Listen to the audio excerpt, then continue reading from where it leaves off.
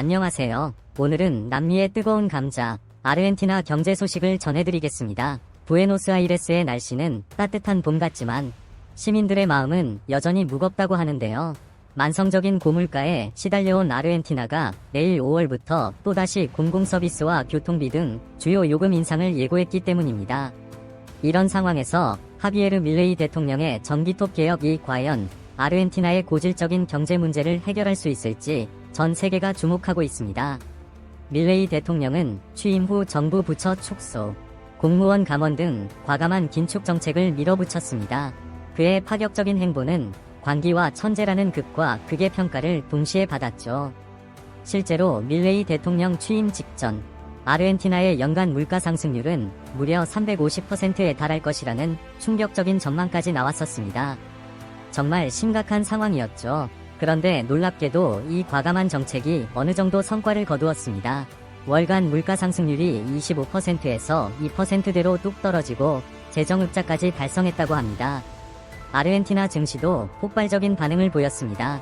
밀레이 대통령 당선 후 대표 지수인 메르발 지수는 200% 넘게 폭등하며 글로벌 투자자들의 시선을 사로잡았습니다. 하지만 이러한 성과 뒤에는 어두운 그림자도 있습니다. 긴축 정책으로 인해 빈곤층이 급격히 늘어났다는 비판이 나오고 있습니다.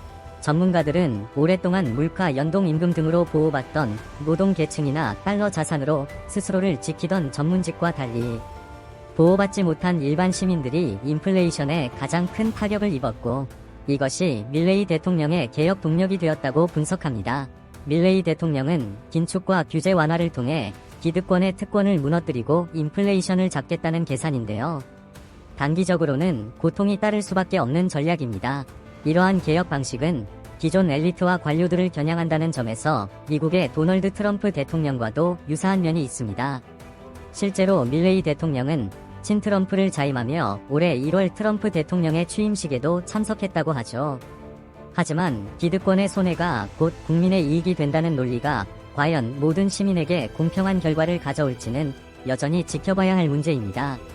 내일부터 시작되는 5월, 공공요금, 교통비, 임대료 등 다양한 분야의 가격 인상은 이미 물가 상승으로 고통받고 있는 아르헨티나 시민들에게 또 다른 큰 부담이 될 것으로 예상됩니다.